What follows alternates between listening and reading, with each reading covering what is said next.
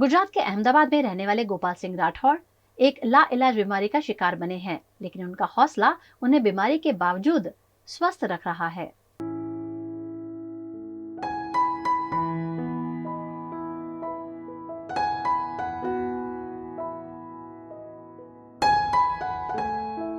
मूल राजस्थान के और पिछले 17 साल से अहमदाबाद में रह रहे गोपाल सिंह राठौड़ पेशे से चार्टर्ड अकाउंटेंट हैं।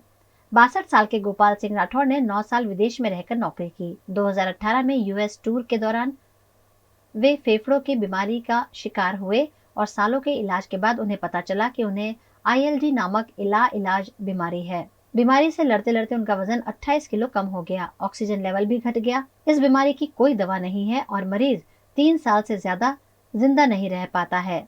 लेकिन कहा जाता है कि जाको राखे साइयां, मार सके न कोई।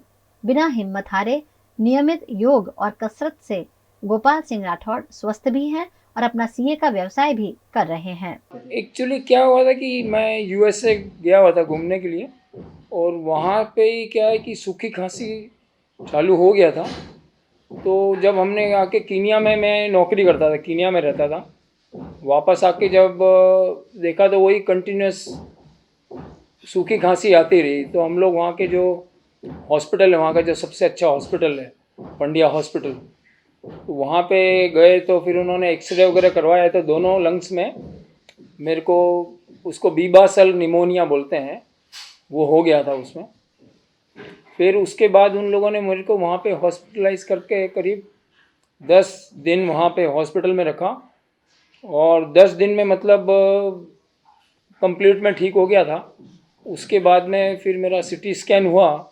सीटी स्कैन रिपोर्ट भी एकदम क्लीन रिपोर्ट थी, उसमें कोई ऐसी जो क्रैकलिंग साउंड या ऐसा कोई स्पॉट नहीं था, उसमें रिपोर्ट एकदम क्लियर आई थी। पर फिर भी बाद में क्या हुआ कि जैसे जैसे मतलब मैं वहाँ से हॉस्पिटल से तो रिलीव हो गया था 10 दिन के बाद में, फिर उसके बाद में क्या होने लगा कि मेरे को सीढ़ियाँ चढ़ने में तकलीफ़ होने लगी, मुझे कमजोरियाँ होने लगी और सूखी खांसी लगातार चलती रही। तो फिर मैंने मैनेजमेंट से बात किया, क्योंकि मैं बहुत एक सीनियर पद पे मैं काम कर रहा था।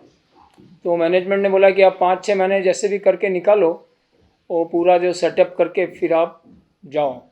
फिर हम 2019 में के बीच में हम लोग केनिया छोड़ के इंडिया आ गए थे। इंडिया आने के बाद में मेरे ब्रदर डॉक्टर हैं, आई सर्जन है, डॉक्टर शिवपाल सिंह राठौर, तो उनसे सब सजेशन लिया। तो उन्होंने भी काफ़ी गाइड किया। हम लोग काफ़ी डॉक्टर से मिले, 10-12 डॉक्टर से मिले होंगे हम लोग करीब। कोई हार्ट का बताता है, कि कोई बोलता है इन्फेक्शन हो गया, कोई बोलता है लीवर का प्रॉब्लम है, कोई बोलता है किडनी का। सब रिपोर्ट सब नॉर्मल आई थी। फिर किसी ने सजेस्ट किया कि शायद निमोनिया का इफेक्ट है, तो एक बार आप लंग स्पेशलिस्ट से मिल लीजिए। तो हम लंग स्पेशलिस्ट भी कईयों से मिले। फिर डॉक्टर दीपक तलवार हैं दिल्ली में, उनके वहाँ पे फिर पूरा डायग्नोस हुआ। वो काफ़ी सारे जो टेस्ट वगैरह करवाए थे, तो उसमें पूरा डायग्नोस हो गया था वो। उसके बाद फिर हम लोग अहमदाबाद आ गए दिखा के, और अहमदाबाद में डॉक्टर हेतल शाह हैं, ये ड्राइविंग हॉस्पिटल, ड्राइविंग रोड पे उनका क्लिनिक है। डॉक्टर हेतल शाह वो पल्मोनोलॉजिस्ट हैं वो। तो उनके ट्रीटमेंट ही काफ़ी दिन से चल रहा है। और उसके बाद में मतलब पहले तो मेरा जो ऑक्सीजन लेवल था 88-89 रहता था, जो आज की तारीख में 97-98 ऑक्सीजन रहता है। गोपाल सिंह राठौड़ लाइलाज बीमारी से जूझ रहे कई लोगों के लिए प्रेरणा स्वरूप हैं। उनका कहना है कि किसी भी बीमारी से डरने की जरूरत नहीं है।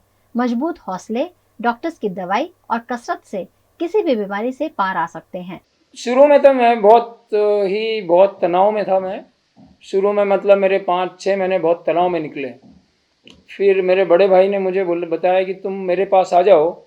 तो उन्होंने सबसे पहले मुझे वही सिखाया कि अपनी बीमारी है ना, आप सब कुछ भगवान पे छोड़ दो, बीमारी की तरफ ध्यान मत दो, नहीं तो बीमारी कभी ठीक नहीं होने वाली तुम्हारी।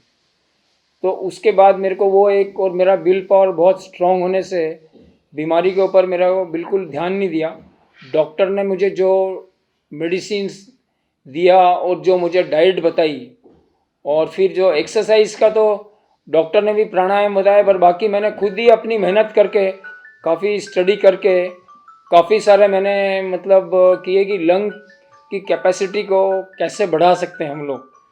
अभी आज की तारीख में आपका रूटीन जो है वो क्या है?